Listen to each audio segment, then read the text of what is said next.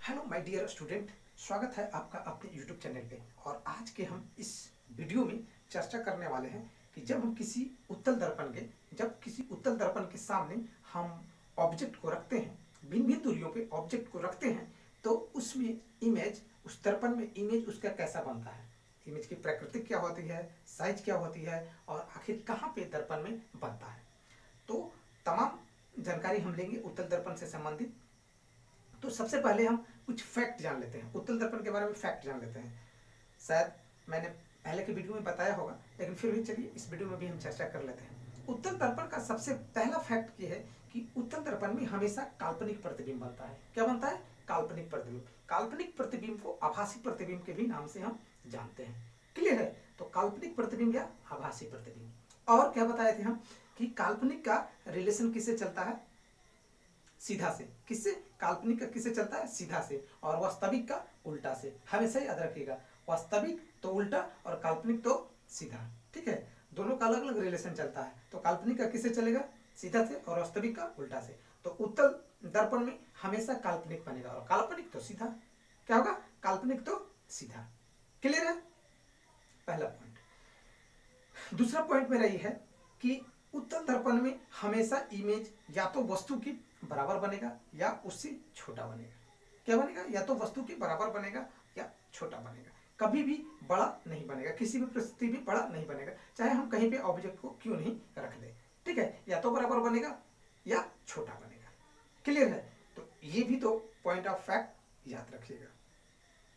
तीसरा number fact है क्या कि दर्पण कोई भी हो। ठीक है, दर्पण कोई भी हो। ठीक है, यदि अनंत पे ऑब्जेक्ट रखा हुआ है तो उसका इमेज फोकस पे बनेगा। कहां पे बनेगा? फोकस पे बनेगा। क्लियर है? या तो उत्तल रहेगा तो बनते हुए प्रतीत होगा, या अतल रहेगा तो डायरेक्टली बनेगा। ठीक है, तो कहीं पे भी हो, अनंत पे रहेगा तो उसका इमेज कहां पे बनेगा? फोकस पे बनेगा। तो ये तीन चीज आप कंठस्थ याद कर ले। ठीक है, चलिए अब आगे चलते हैं, आगे के पॉइंट पे चर्चा करते हैं। तो सबसे पहला मेरा पॉइंट है, 3 पॉइंट इसमें है, 3 जगह पे हम ऑब्जेक्ट को रखते हैं और उसमें इमेज कहां पे बनेगा उसकी चर्चा करेंगे। तो सबसे पहला मेरा पॉइंट क्या है कि जब हम दर्पण को ध्रुव पे रखते हैं, तो कहां पे रखते हैं? ध्रुव पे रखते हैं। तो यहाँ पे आप देख सकते हैं, यहाँ पे हम बताने का कोशिश करेंगे। ठीक है, कि ये मेरा मान लिया कि दर्पण है। ठीक है, क्या है? दर्पण है। ठीक है, 1 मिनट, ये मान लिया कि मेरा क्या है? दर्पण है। ठीक है, उत्तल दर्पण है। ठीक है, यहाँ पे पी है। तो जब हम ऑब्जेक्ट को यहाँ पे रखेंगे तो कहाँ पे? ध्रुव पे। यहाँ इसको क्या बोलते थे हम? ध्रुव बोलते थे। क्या बोलते थे? पोल बोलते थे, ध्रुव बोलते थे। तो जब हम ऑब्जेक्ट को यहाँ पे रखेंगे तो उसका इमेज भी क्या बनेगा? यहीं पे बनेगा। कहाँ बनेगा? यहीं पे। यानी ध्रुव पे रखेंगे तो ध्रुव पे ही बनेगा। और साइज क्या होगा उसका? तो जितना बड़ा वस्तु रहेगा उतना ही बड़ा क्या होगा? उसका इमेज होगा। यानी कि ध्रुव पे रखेंगे हम जब ऑब्जेक्ट को, तो उसका इमेज भी ऑब्जेक्ट पे बनेगा और साइज क्या होगा? दोनों का बराबर होगा। क्या होगा? बराबर होगा। क्लियर है? दूसरा है क्या मेरा कि अनंत, अनंत और ध्रुव के बीच में। कहां पे? अनंत और ध्रुव के बीच में। यानी ये मेरा अनंत हो गया और इसके बीच में कहीं पे भी हम ऑब्जेक्ट को रख देंगे। क्या करेंगे? इसके बीच में हम कहीं पे भी ऑब्जेक्ट को रख देंगे। तो मेरा इमेज क्या बनेगा? इमेज क्या बनेगा? तो ध्रुव और एफ के बीच बनेगा। क्या बनेगा? ध्रुव और एफ के बीच बनेगा। जब हम किसी ऑब्जेक्ट को अनंत और ध्रुव के बीच में रखेंगे, अनंत इंफिनिटी और ध्रुव के बीच में रखेंगे, तो मेरा इमेज कहां पे बनेगा? ध्रुव और फोकस के बीच में। कहां पे? ध्रुव और फोकस के बीच में बनेगा। क्लियर है? अब है कि इसका साइज क्या होगा? क्या साइज क्या होगा? तो साइज क्या होगा? छोटा होगा। क्या होगा? छोटा होगा। जितना बड़ा वस्तु रहेगा उससे क्या होगा? इमेज क्या बनेगा? उसका छोटा बनेगा। क्या बनेगा? छोटा बनेगा।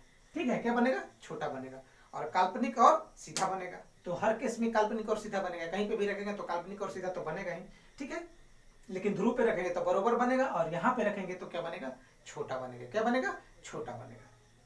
तीसरा मेरा पॉइंट आता है क्या कि अनंत पे रखेंगे तो। ठीक है, कहां पे रखेंगे? तो अनंत पे रखेंगे तो।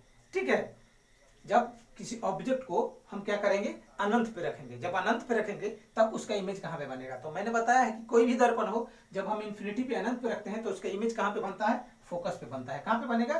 फोकस पे बनेगा। ठीक है, और फोकस पे बनेगा तब क्या बनेगा? बहुत ही छोटा बनता है। क्या बनेगा? छोटा बनेगा। इन्फिनिटी पे बड़ा बनता है लेकिन फोकस पे क्या बनेगा? छोटा बनेगा।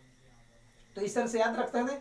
प्रतिबिंब की प्रकृति क्या हुआ, सबसे पहले बराबर हुआ, क्या हुआ, बराबर हुआ, उसके बाद क्या हुआ, छोटा हुआ, उसके बाद क्या हुआ, बहुत ही छोटा हुआ, क्या हुआ, बहुत ही छोटा हुआ। तो बराबर कब हुआ, जब ध्रुव पे रखे थे तो बराबर हुआ था, ठीक है। जब अनंत और ध्रुव के बीच में रखे तो छोटा हुआ था। अब उसके बाद इन्फिनिटी पे रखे तो क्या हो गया, बहुत ही छोटा बन गया।